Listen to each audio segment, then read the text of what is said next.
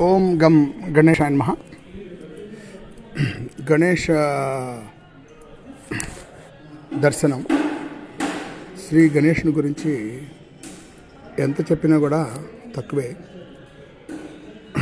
గణేష దర్శనం అన్నది ముద్గల మహర్షి ముద్గల పురాణంలో ఆయన గణేష్ పురాణం రాశారు.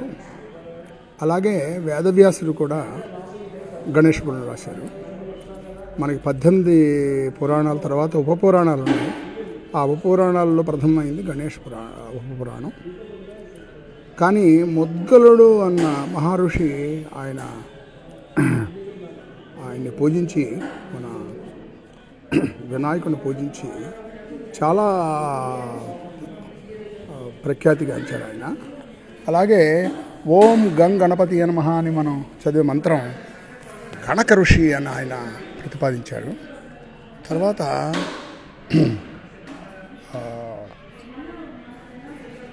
ముద్గల మహర్షి ఒక వినాయకుడి భక్తుడికి ఆయన గణేష్ మంత్రం ఉపదేశించి, గణేష్ మంత్రం చదవమంటే ఆయన చదవడం మూలన ఆ మంత్రం యొక్క ప్రభావంలో ఆయనకి తొండంలాగా వచ్చేసి ఆయన గణేష్ రూపంతో ఉన్నారట. ఆయన దీన్ని గణేశుడు లాగా అందరూ పూజించేవాళ్ళు. ఇప్పుడు మనం సారూప్యము, సామీప్యము, సాలోక్యము, సాయుధ్యం అనుకున్నట్టుగా ఆయన సారూప్యం సంపాదించారు. ఆయన ఆ సంపాదించిన ఆయన ముద్గల మహర్షి యొక్క మంత్రం మీద సంపాదించారు కాబట్టి ఆయన వచ్చి ముద్గల మహర్షికి నమస్కారం పెట్టారట. అప్పుడు ముద్గలు అన్నట్టు, ఆయన నువ్వు సారూప్యం చెందిన తర్వాత మానవ మాతృలు ఎవరికి నమస్కారం పెట్టకూడదు, నువ్వు నీకు అందరూ పెట్టచ్చు కానీ నమస్కారం. అలాగా జయ విజయులు మనం వైకుంఠం వెళ్తే వాళ్ళు కూడా 4 చేతులతో, చతుర్భుజాలతో, శంఖచక్రాలతో ఉంటారట. మనకి వైకుంఠంలో అందరూ విష్ణుమూర్తిలాగా కనిపిస్తారట. మనం ఎవరు విష్ణువు, ఎవరు ఆయన విష్ణు భక్తులు అన్నది, విష్ణులోక వాసులు అనేది గ్రహించలేమట.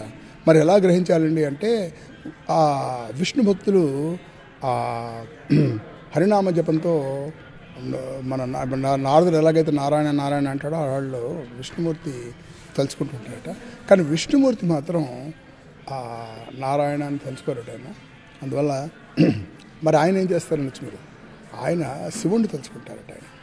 సో అందువల్ల మీకు మనం వైకుంఠం కానీ వెళ్ళాలని తత్వసిస్తే శివుణ్ణి తలుచుకునే ఆయన విష్ణువు అవుతారు. విష్ణువు తలుచుకున్న అందరూ విష్ణులోకి అవుతారు.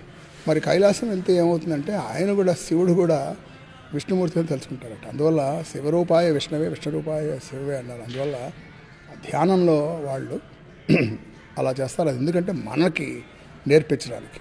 అందువల్ల విష్ణువు వేరు, శివుడు వేరు కాదు అని నేర్పించడానికి.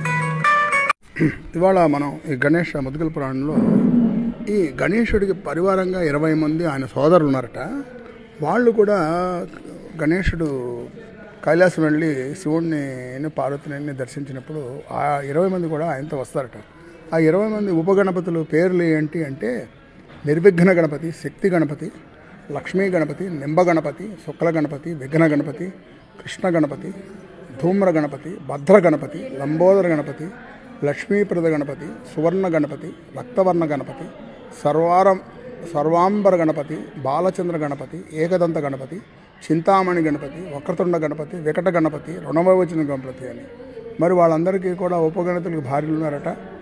మరి నిర్విఘ్న గణపతికి అతిప్రజ్ఞాదేవి, శక్తి గణపతికి లోకమాత, లక్ష్మీ గణపతికి జయలక్ష్మి, నింబ గణపతికి బుద్ధిదేవి, శుక్ల గణపతికి బుద్ధిలక్ష్మి, విఘ్న గణపతికి ప్రజ్ఞాదేవి, కృష్ణ గణపతికి సువర్ణాదేవి, ధూమ్ర గణపతికి సిద్ధలక్ష్మి, లక్షలక్ష్మి అంటారు, భద్ర గణపతికి శాంతిదేవి, లంబోదర గణపతికి సిద్ధ విద్య, లక్ష్మీప్రద గణపతికి వీరలక్ష్మి, సువర్ణ గణపతికి రజితదేవి, రక్తవర్ణ గణపతికి పద్మావతి, సర్వాంబర గణపతికి సంహారదేవి, బాలచంద్ర గణపతికి చంద్రముఖి, ఏకదంత గణపతికి సిద్ధిదేవి, చింతామణి గణపతికి విజయలక్ష్మి, వక్రతుండ గణపతికి నవరత్నలక్ష్మి, వికట గణపతికి జ్ఞానదేవి, రుణవిమోచన గణపతికి సౌభాగ్యలక్ష్మి ఉన్నారట. వాళ్ళు ఇదంతా మనం ఎందుకు చదువుకుంటున్నామంటే, ఇప్పుడు బ్రహ్మ వేరు, విష్ణువు వేరు, శివుడు వేరు అని తెలిసేవాళ్ళు తప్పులేదు, అలా పూజించవచ్చు. ఎందుకంటే బ్రహ్మ రజోగుణానికి, సత్వగుణానికి విష్ణువు, తమో గుణానికి మహేశ్వరుడు, శివుడు, రుద్రుడు అంటారు నేను. వీళ్ళు ముగ్గురు అధిపతులు. అందువల్ల ఆ గుణాలతో ఉన్నంత వరకు మనం బ్రహ్మ, విష్ణు, మహేశ్వరుని పూజించాలి. నిర్గుణమైన వాడు వినాయకుడు. అందువల్ల నిర్గుణం మరి ఏ రూపంలో ఉన్నారండి అంటే ఆయనకి రూపం లేదు, కానీ రూపం ధరించాడు. విష్ణువు కూడా అంతే. మహావిష్ణు పరమాత్మ, శ్రీమన్నారాయణ దేవత అన్నారు విష్ణు శాస్త్రంలో. అంటే మహావిష్ణువు విశ్వంతో వ్యాపించిన వాడు నిర్గుణుడు, నిరాకారుడు, నిరంజనుడు. మరి అదే విష్ణువు నారాయణమూర్తిగా ఉన్నప్పుడు మన ఆదిశేషం మీద సవరించుంటాం. అందువల్ల మన దేవతలందరికీ నిర్గుణ రూపం వేరుగా ఉంటుంది, సగుణ రూపం వేరుగా ఉంటుంది. సగుణ రూపాన్ని మనం పూజిస్తాం, నిర్గుణ రూపాన్ని కూడా పూజించవచ్చు. ఇప్పుడు శివలింగం అంటే నిర్గుణ రూపం అన్నమాట శివుడిది. అదే శివుడు వృషభం మీద ఉండి అర్ధనారీశ్వరుగా ఉన్నది సగుణ రూపం అన్నమాట. అందువల్ల మనకి సగుణం, నిర్గుణం అన్నది రెండూ మనం పూజించడానికి అర్హులమే. కానీ మనకు రూపం ఉంది కాబట్టి మనం రూపం ఉన్న భగవంతుడిని పూజించడం అనేది తేలిక అని మన ఋషులు మనకి సెలవిచ్చారు. ఇప్పుడు ఈ ఉపగణపతులు కూడా గణపతి యొక్క అంశాలే. అంతేకాదు, తవేమో ప్రత్యక్షం బ్రహ్మ తమేదం కేవలం కర్తాసి తమేవం కేవలం కర్తాసి అన్నప్పుడు నువ్వే సాక్షాత్, నువ్వు బ్రహ్మ, నువ్వే విష్ణువు, నువ్వు ఇది అని అన్నారు. ఇప్పుడు కృతయుగంలో అదే వినాయకుడు మహోత్కట వినాయకుడిగా ఉండి సింహారుడిగా ఉన్నట్ట. అదే త్రేతాయుగంలో మయూరేశ వినాయకుడిగా ఉండి నెమలి వాహనంగా తీసుకున్నట్ట. ద్వాపరయుగంలో గజానన వినాయకుడిగా ఉండి అఖ్వారూఢం అంటే మూషికాన్ని వాహనం తీసుకున్నట్ట. కలియుగంలో ధూమర్కేతు వినాయకుడు అశ్వారూఢే వస్తాడట. ఇప్పుడు ఒకసారి ఆలోచించండి, మనందరం గజాన్ని కొలుస్తుంటాం, మూషిక వాహనం అంటాం. అంటే ఆయన ద్వాపరయుగంలో అవతారం తీసుకున్న వినాయకుడు అనమాట. మరి కృతయుగంలో ఉన్నాడంటే కృతయుగంలో ఉన్నాడు ఆయన మహోత్కట వినాయకుడు అన్నారు. ఆయన సింహం మీద వచ్చాడు. అలాగే త్రేతాయుగంలో మయూరేశుడు అన్నారు, ఆయన నెమలి వాహనం తీసుకున్నాడు. ఆ తర్వాత వెళ్ళిపోయేటప్పుడు ఆయన వినాయకుడు అవతారం చాలించి వెళ్ళినప్పుడు పార్వతీదేవి చాలా బాధపడిందిట. అయ్యో నేను వెళ్ళిపోతున్నావు, నువ్వు ఎప్పుడు తలుచుకుంటే నేను ఎప్పుడు వస్తాను అన్నట్ట. అలా వచ్చిన వాడే వినాయకుడు. అందువల్ల ఆయన ద్వాపరయుగంలో వచ్చినప్పుడు ఆవిడ తన భర్త గజాసురుడు కోరిక మీదకు గజాసురుడు లోపల ఉన్నప్పుడు ఆవిడకి ఒంటరిగా ఉందని చెప్పి అప్పుడు వినాయకుడిని తన నలుగుదాంతో చేసి ఆ వినాయకుడిని తెలుసుకోగానే ఆయన ప్రత్యక్షమై అందులో ప్రవేశించాడు. సో చాలామంది అనుకున్నట్టుగా పార్వతి సృష్టి చేసింది కాదు వినాయకుడు ప్రవేశించాడు. అందుకనే శివుడు ఆజ్ఞ లేకుండా చేయమైనా కొట్టదు. అయినా సరే ఆయన రాగానే నువ్వెవరో అని అడిగాడు వినాయకుడిని. ఎందుకు అడిగారంటే ఆయన తెలియదు కాబట్టి. ఎందుకు తెలియదు అంటే ఆ శివుడికి పార్వతికి కాకుండా ముందు నుంచి ఉన్న వినాయకుడు, నిర్గుణ వినాయకుడు, ఆయన కృతయుగంలో మహోత్కటుడిగా వచ్చిన వాడు, త్రేతాయుగంలో మయూరేశుడిగా ఉన్న ఆయన ద్వాపరయుగంలో గజాననుడిగా వచ్చాడు. ఇప్పుడు కృష్ణుడు ఇంతకుముందు ఉన్నాడా లేడా అంటే ఉన్నాడని చెప్తాం మనం. ఎందుకని? ఆయన విష్ణు స్వరూపం, విష్ణు అవతారం కాబట్టి. మరి పుట్టింది ఎక్కడ పుట్టాడు అంటే రేపల్లో పుట్టాడు అని చెప్తాం. మరి నిజంగా ఆయన పుట్టింది ఎక్కడ? రేపల్లో పుట్టలేదు. ఆయన దేవకి మథురాలో దేవకి దేవిని ఆయన కంసుడు చెరసాలలో పెడితే చెరసాలలో పుట్టాడు ఆయన. మరి పుట్టాడా అంటే పుట్టలేదు. దానికి భగవాన్ బాబా గారు ఏం చెప్పారంటే ప్రసవం వేరు, ప్రవేశం వేరు అన్నారు. అవతారాలు ప్రసవించరు, వాళ్ళ తల్లులు ప్రవేశిస్తారు. ఎవరు? భగవంతుడు. ఆయన పైనుంచి కిందకి దిగాడు కాబట్టి అవతరణ అన్నారు. అందువల్ల గజానుడు కలియుగంలో కూడా వస్తాడు. ఆయన ఇప్పుడు ధూమకేతుడిగా వస్తాడు. ఆ ధూమకేతు వినాయకుడు అశ్వారూఢుడే వస్తారట. అందువల్ల మనం ఇవన్నీ మనకి ఈ గణేష్ దర్శనంలోనే తెలుస్తాయి, కానీ ఎక్కడ తెలియవు. సో ఇది మనం ఇవాళ చాలా విషయాలు నేర్చుకున్నాం కాబట్టి ఆయన రూపధారి అంటే రూపధారి. మనం అందరం పూజిస్తున్న వినాయకుడు ద్వాపరయుగంలో అవతరించాడు. ఇప్పుడు రాముడు త్రేతాయుగంలో అవతరించాడు, కృష్ణుడు ద్వాపరయుగంలో అవతరించాడు. మరి అంతకుముందు రాముడు ముందు ఎవరున్నాడంటే విష్ణుమూర్తి ఉన్నాడు.